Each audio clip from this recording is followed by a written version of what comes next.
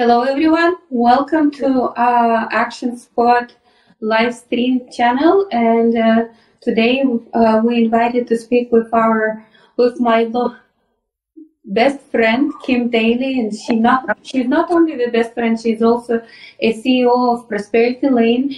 It's a fintech startup which is focused on how you can save money and how you can shorten the life of your mortgage, and she'll talk about that.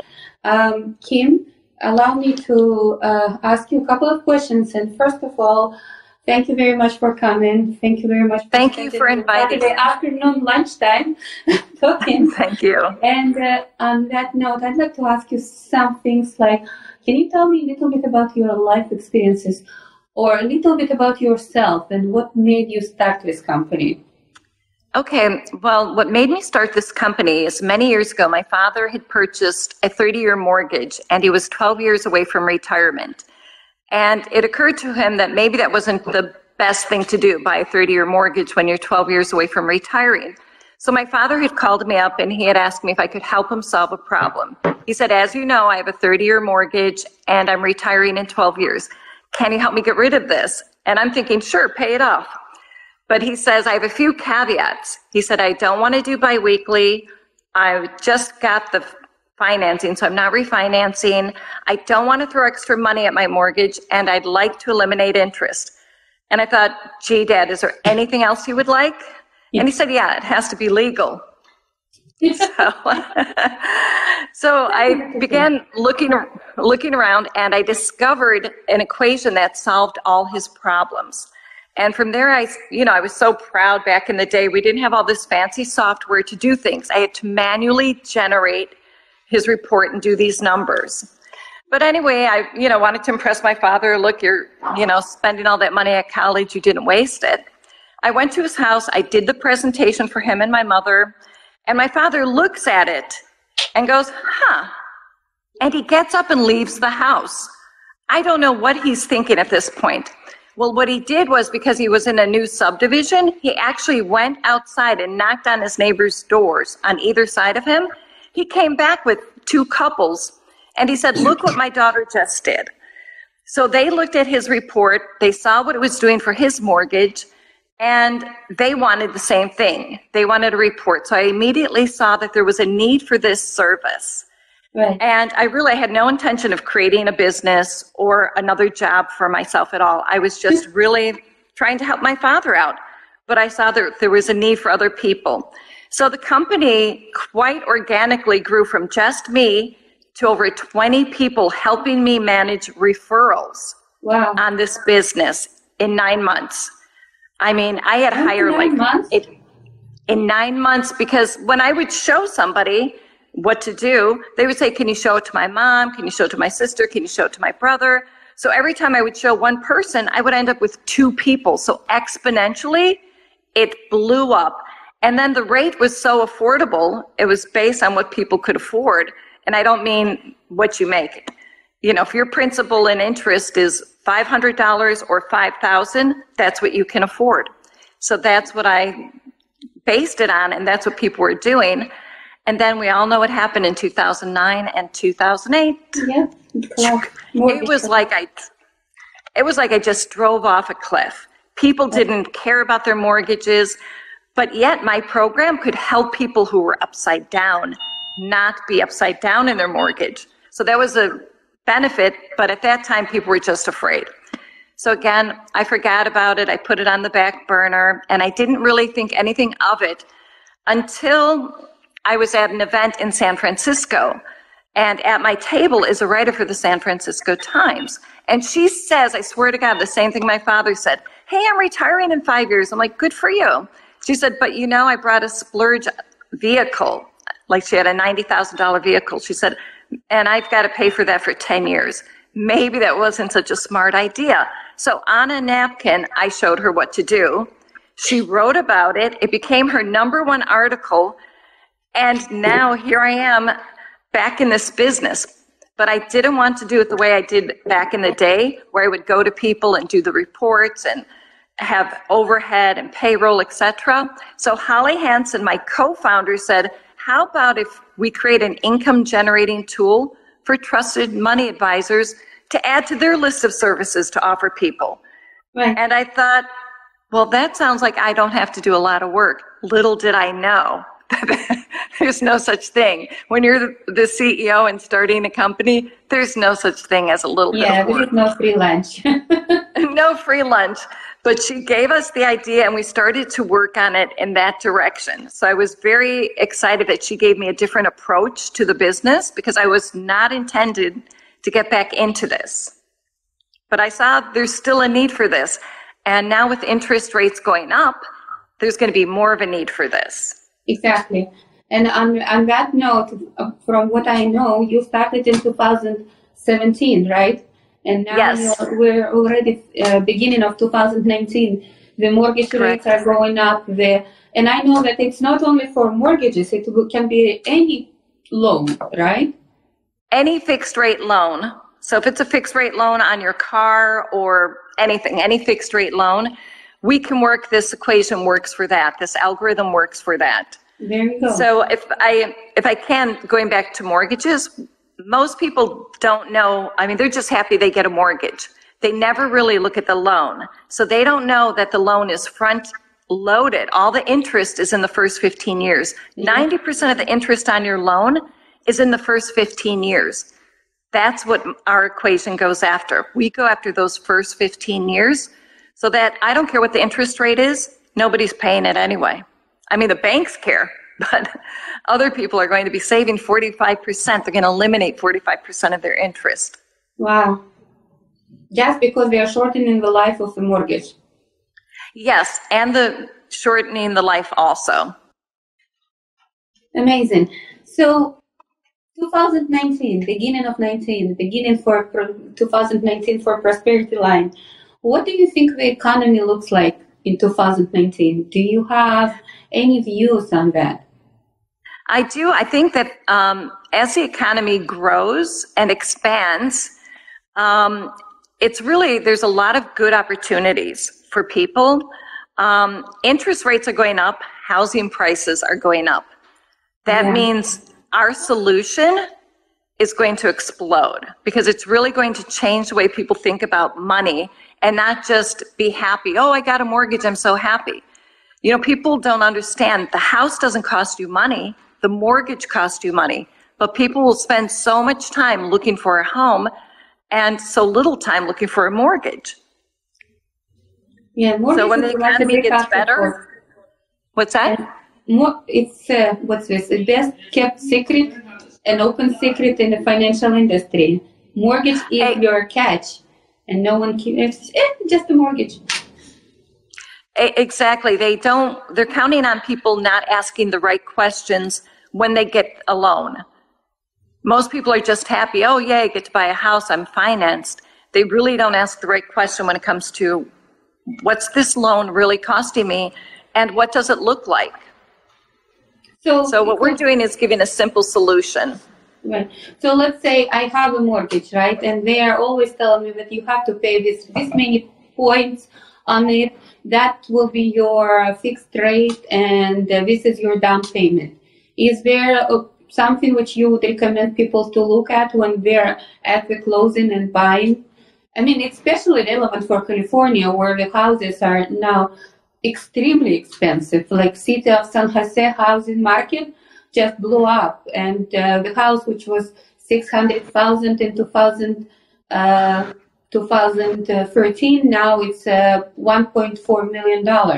It's almost doubles in price. Well, one of the questions that they can ask is it's not just really about the interest rate.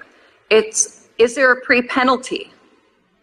What happens? How soon can I pay off this house? What does it look like as I pay the mortgage down? Because again, the banks, when you pay, say you have a $2,500 a month mortgage payment. If you say, I'm just going to make an extra payment, you know, like I'll send an extra $500, the bank says thank you, and they'll take that $500 and they take it off the back end of the loan. So there's no interest on the back end of the loan. So who cares? Yes, you decrease time on your loan, but you're not really saving any money. So one of the questions is to ask, is there a prepayment penalty? And also ask for your amortization schedule and look at it. Look to see what that is, because people will get it and they stick it in their file and they never look to see. So if you have a $250,000 loan at 5% for 30 years, they're paying $186 to principal and almost $972 in interest. They never look at that, and they don't know that. So are you really paying 5%? No, at that rate, you're almost paying hundreds percent more on your principal. So they don't really look at that. But that's an important question. And also at the closing table, never let them add more money. So for example, oh, you know what, it's an extra $100 for this or an extra $30 for that, because now that amortization schedule they gave you is worthless. And they are going to make a fortune on that extra $30 or $100.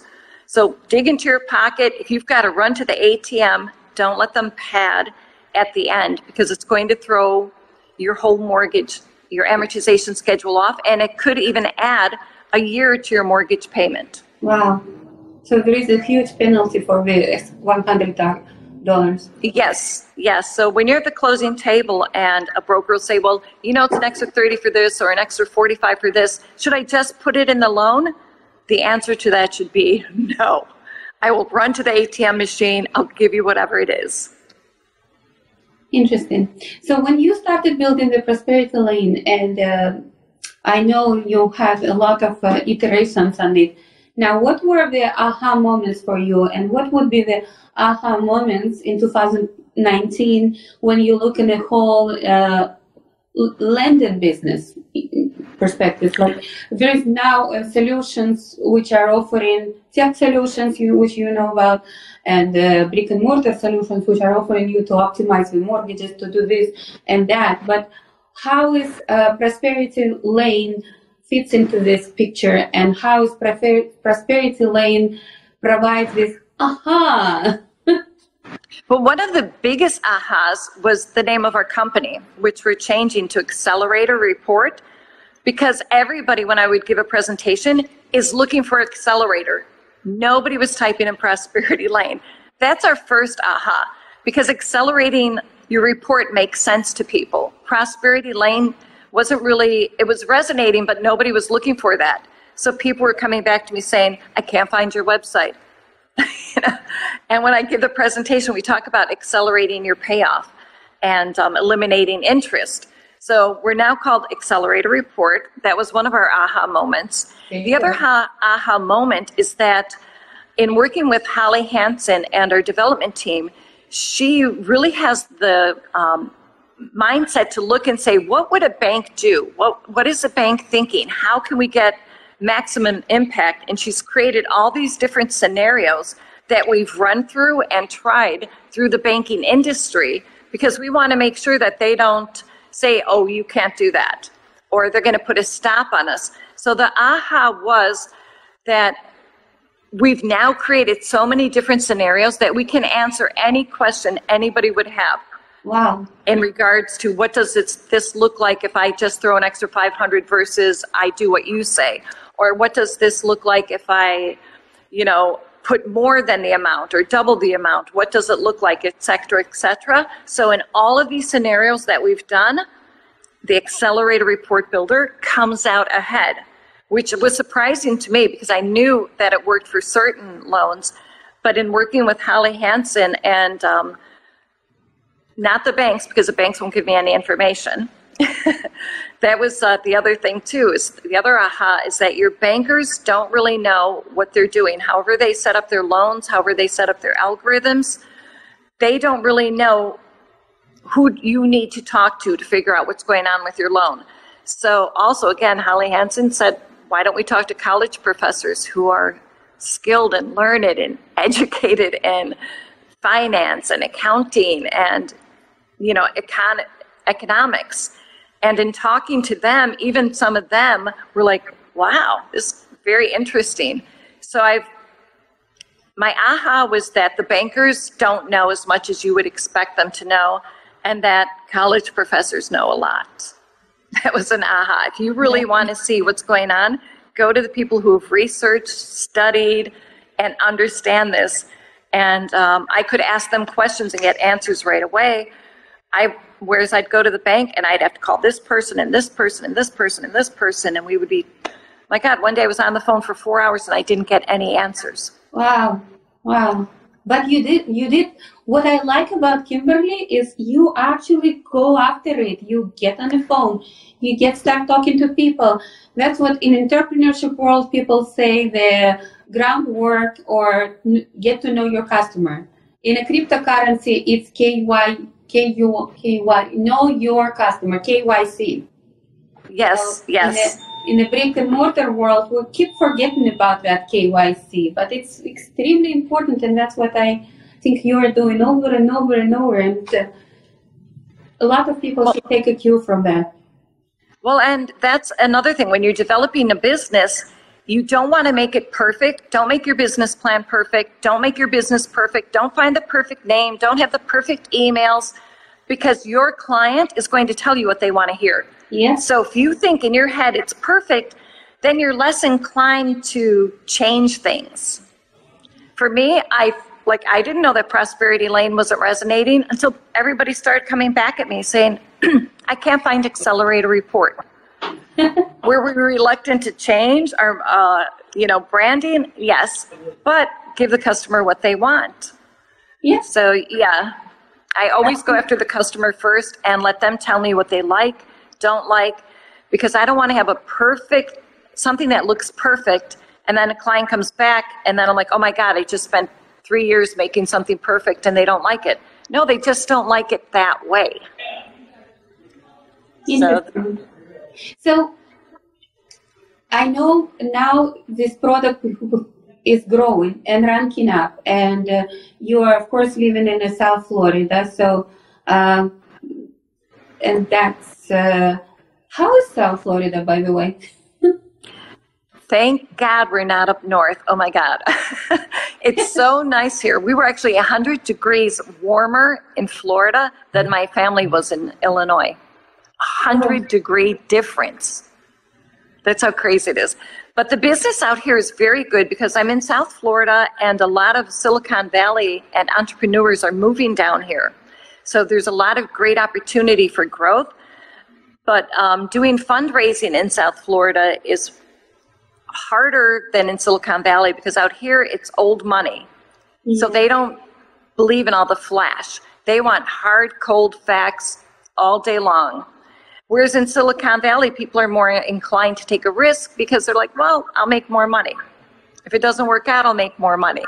Out here, everybody's like, no, I got this money from my grandparents. I want to make sure that I can give it to my grandkids. So they're a little bit more cautious. But out here, there's a lot of opportunity. A lot of entrepreneurs are happening.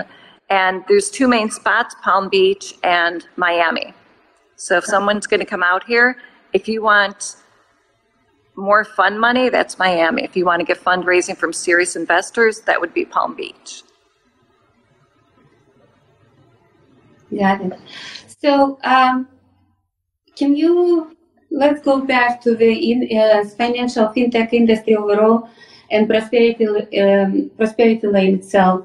When you talk about Prosperity Lane, how does it fit in the overall industry, fintech industry, let's put it this way? Or should I say it differently? Where do you see Prosperity Lane 5 years down the road or 10 years, something? What's your ideal carte blanche scenario? Ideally, I think the banks are either going to pay us to go away or a big financial firm is going to acquire our company because they see that it's a great product for their people. It helps build their reputation. It's an upsell. It brings reputation. It brings referrals in. So it's a great complement to those bigger businesses. That's really where I see us going. But in the immediate future, once we're fully launched in the States, is going global. So, we're going to kind of launch here, work our way across the world. Yeah. But long term, definitely I can see some of the bigger companies saying, you know what, we like this product. And we've had some people already looking at us saying, what is this? How does it work? Can we implement it with our our financial planners, but I really don't want this just to be a one group solution. CPAs can use this. CPA firm might take it over and say, hey, this is a great way to bring people into our business also. So basically it can fit into the banking industry, it can fit into the H&R block or for financial and accountants, it can be investment, right? Exactly. It's a good way for anybody to build a reputation, because when you do this and your client, if, for example, we sell memberships, so they charge 1 month's principal and interest to generate a report. Well, their client, if their client, my client's client, only ever does this once, they're going to make that money back the first month they do this. But they can see immediately how next month's interest is eliminated. So it's a good visual because they can see it. They don't have to wait. It's not a long-term investment that you got to wait all these years to find out if it's working or not. It works immediately. They can say, okay, I did this, boom. So it's good like that. It's an easy thing to look at and see and recognize. Yeah. So you are very experienced and a smart person, or I was about to say smart cookie. But the question would be, what does it take to build a company like this?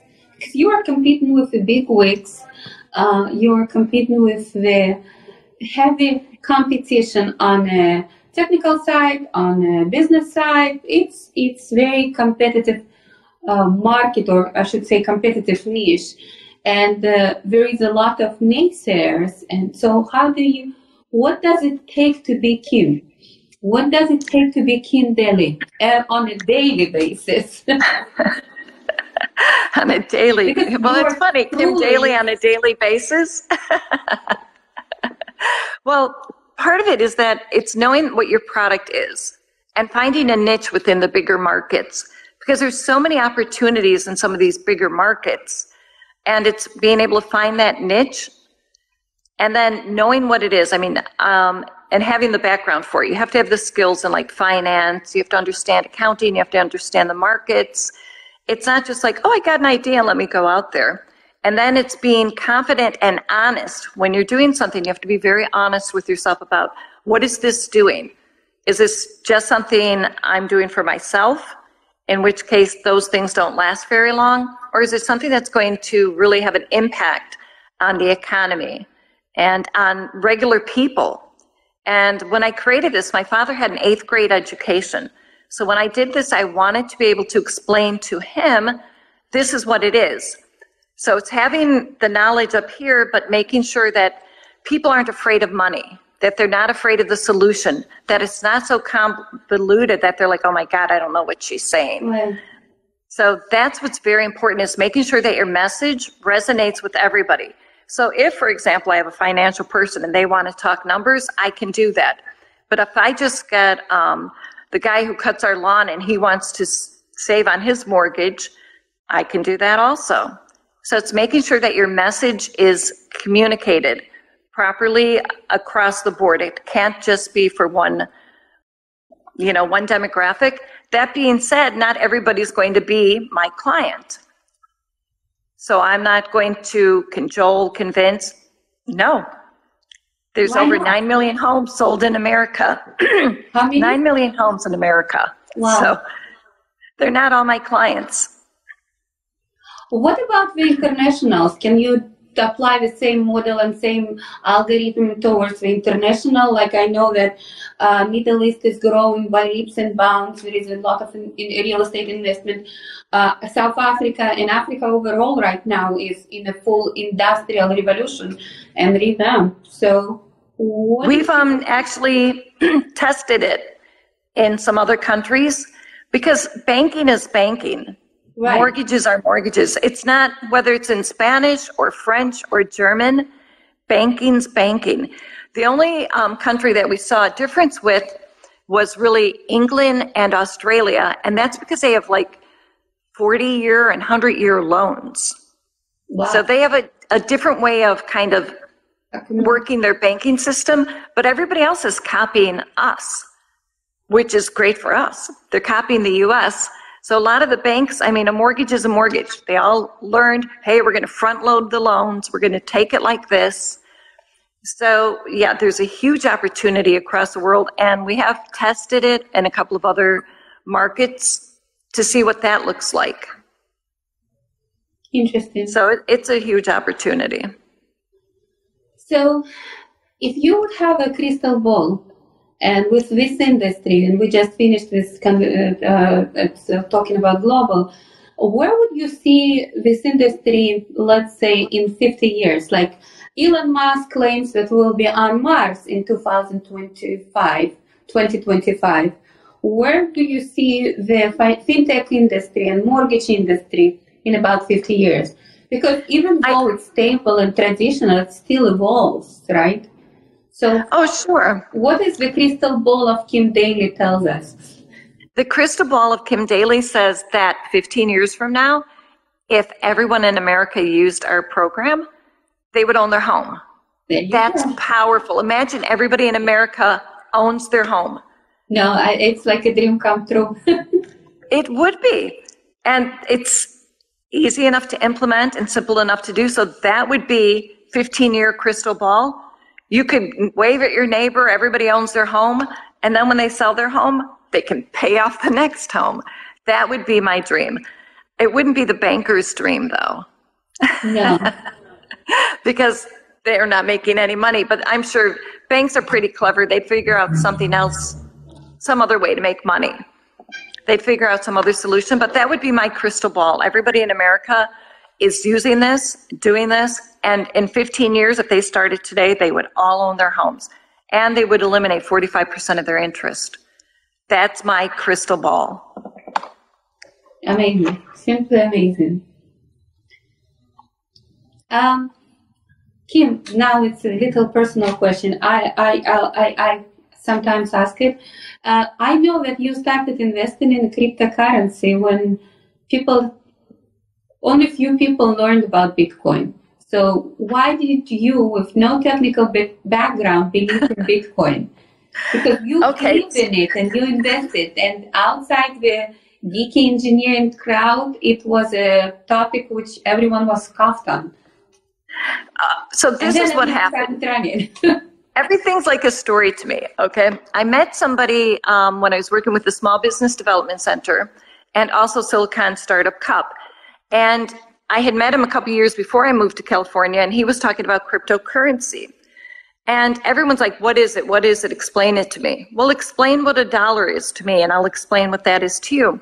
So I didn't fully understand all the aspects of it, but my son, who plays video games, would use real dollars to buy things so that he could play in his game. He'd buy a shield for some character in his game. That I understood. So for my son playing video games, I thought, well, okay, what have we got to lose? Because that didn't make sense that he would take real money, his allowance, and buy something so a video character could play. So it was two things that kind of worked together that pushed me in that direction.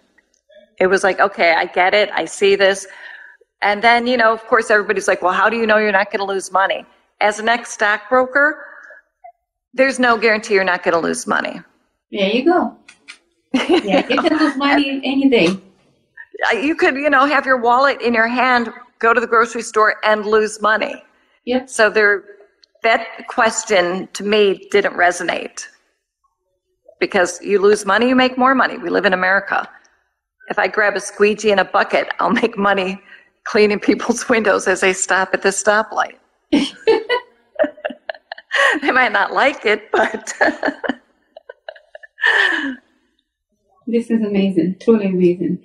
So the big question, where do you see the crypto market going? And do you think that Prosperity Lane can eventually play the role in it? In like developing something, or not the coins itself, but like a solution which will help the crypto investment and crypto paying mortgage in crypto versus paying mortgage in hard cash. Well, I really thought that crypto was going to take off because right now, there's such hyperinflation that money has no value in, is it Venezuela?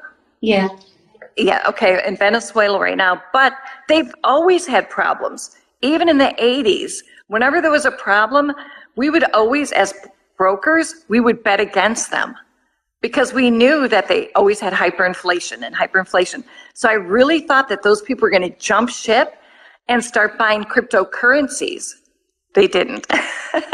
That's a gamble you take sometime. But had they done that, they would have something that's worth something today because their money is pretty much, it has no value. Yeah, it really has no value right now. So I thought that a lot of those people would jump into that market and that would push it up. It didn't. But so yeah, with cryptocurrencies, being able to pay off your mortgage, if I was in an economy that I knew was tanking, I would look for anything, whether I understood it or not. I would look for any life preserver I could get and grab onto it, rather than just hang on to a stash of money and say, oh, well, I'm going to hang on to it until. So that was kind of like their mistake. With our program, I wish people would pay me in cryptocurrency.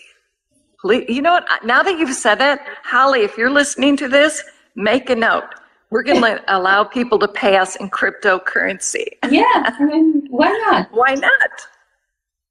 I mean, it'll bounce back. I haven't looked to see what Bitcoin's price is today, but even my son is invested in whatever he got cheap, whatever was like $4 a few months ago, so he bought up some of that. But yeah, I think it's going to bounce back. Yeah.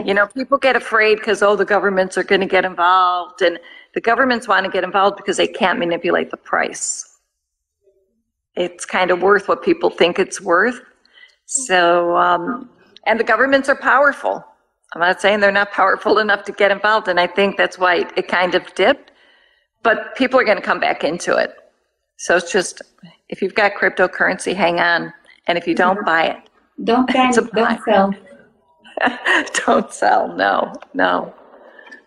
So this is nice. So the Prosperity Lane will accept payments in crypto. I like it. You know what? We're going to do that. Now that you said that, that's a great idea. I don't know why I didn't think about that before. At least I was useful for something. Oh, you're very useful. Yeah. So, can you tell me a little bit more about the Prosperity Lane team? Like, I know you have a group of developers. You mentioned Holly not once, not twice, but several times. Hi, Holly. Yes. And then you also have an amazing CTO. So would you mind telling a little bit about how your internal company dynamics and how you guys work together? We've taken time, and I would suggest this for anybody going into business. Do your roles and responsibilities. See what everybody's going to do, what the board members are going to do. It's important to know so that you don't step on each other's toes, because we all have different skill sets. And if that person's the product expert, they get the last word. So we can say what we want, but they get the last word. So it's very important not to micromanage your other team members and to allow them to work within their skill set and not try to overstep that. But it's also being able to distinguish, this is your job, this is your job. So for example, Christmas time, Holly, Jignesh, and I were spending Christmas figuring out who's doing what, because we were kind of crossing over and things can get convoluted and you'll say, oh, somebody didn't do this, I'll do it. And then you don't know who's doing what. So Jignesh is our Chief Technology Officer, and he has contacts all over the world, but he's back in India working with the team, our development team. So now if there's something we don't like, it's great because he can go knock on the door and say, hey guys, I'm getting phone calls from the States. Let's take care of this. And it's really being able to trust the people you work with. When you start a company, you have to trust the people you work with to do their jobs and not want to, us as women, Holly and I, we want to do everything. Oh, let us take care of that. Let me take care of that. And we both had to learn to kind of back off and let the people do what they're supposed to be doing and not get involved and not find solutions, because we all have our gifts. And like Jignesh knows what he needs to do with the team of developers that we're working with.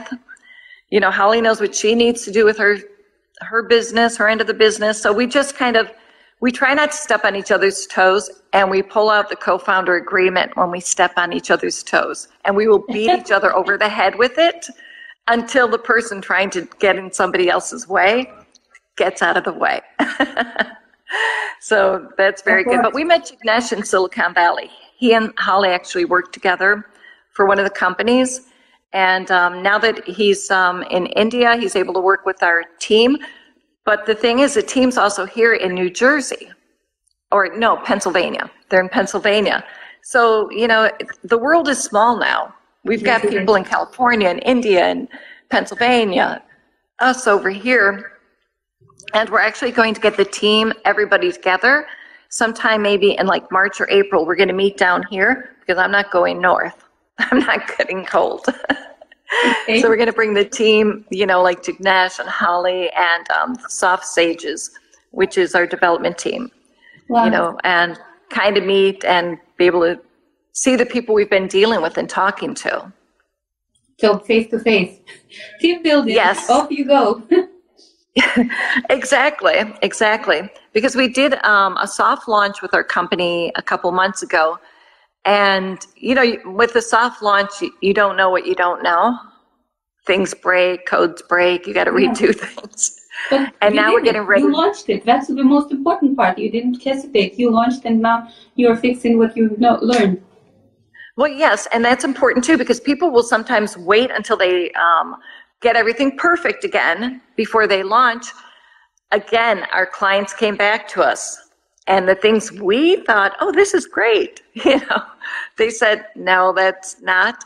And then you don't know how things are going to work either. So it's really important to launch, even if it's a soft launch, then wait until all your ducks are lined up, because if you line them up, a client's going to come by and knock them down. And then you're going to feel bad that you waited so long to start something. So the soft launch was good because it gave us the opportunity to beta test some of our reports. It gave us the opportunity to get some great feedback from the people who are using our system and our program and our report builders, and what are they looking for. But yeah, you're absolutely right. It just launch. Don't wait until everything's perfect, because it's not. Even with our hard launch that we're getting ready to do, we are all well prepared. If the clients come back to us and say something, we're changing it. We're not going to hang on to it and say, oh, no, we spent a lot of time and we did market research, because market research is not your client. Your client is your client. Market research, and people will say whatever sometimes just to get you off their back, or, you know. So, yeah, it's important to just go after the client, let the client come back and tell you what they want. But, yeah, launching's important. No, my head goes off to you, because it's amazing what you've done in such a short period of time. Build everything from scratch, assemble everything, find a market, do the prospecting, talking to people, doing this, all of that in just a year. It's truly inspiring. Well, it's because we separate who does what. So I couldn't have done this by myself in any way, shape, and form. It's really being able to have this person go here and this person go here, and this splitting up and dividing and conquering is what makes a company go. It's hard to do a company by yourself. You have to have people that you trust and respect and say, okay, I'm going to do this, you do that. And we do this. Like Holly and I will be talking on the phone, and we'll say, okay, you know, all three of us get on the phone. We're like, okay, so this week you do this week you do that, this week you do that. And then we come back together and see what's done, because then you're also accountable. You have to come back with answers. You can't come back and say, oh, I was sleeping and I didn't have a chance to do that. You know, so that's important when you have a business, is get partners so that you're accountable, so that you don't do everything yourself, because it's too much. I mean, even with us, sometimes we're like, we want to pull our hair out.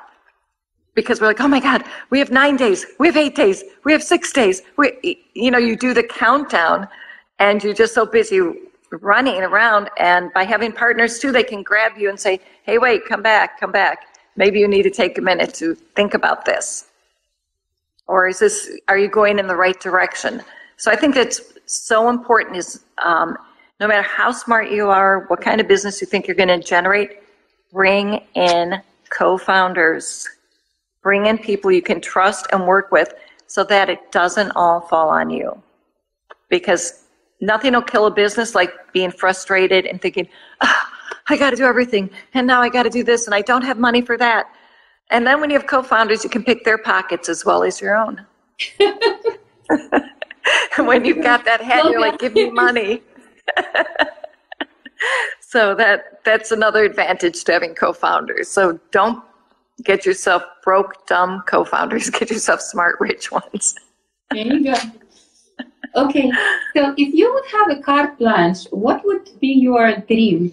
Like, if you have, someone would come to you and say, Kimberly, this is your carte blanche. What would you want to do with this? Marketing. Marketing? Because our solution is so new, and really, in order to change people's lives, we have to get out there and let them see what this is. So absolutely, it would be marketing and getting a good, clean message out so that people understand that, oh, I really can own my home. Because people will say, well, I never heard of this. Well, there's a lot of things people haven't heard of. It doesn't mean it doesn't exist, but I don't want to sound condescending and say it like that. So marketing, so that we can get a good, clean message out, and also to, let the trusted money advisors of the world know, hey, here's a product that you can use to build your reputation, to build income, etc. So I would definitely, if I had carte blanche, I always like getting messages out. I like talking, as you can tell. So yes, marketing. It is always marketing. Market yourself, market your brand. And we're talking today about Prosperity Lane and how people can save money when they have mortgages. So yes, exactly. So it's getting the message out, and that I think is important.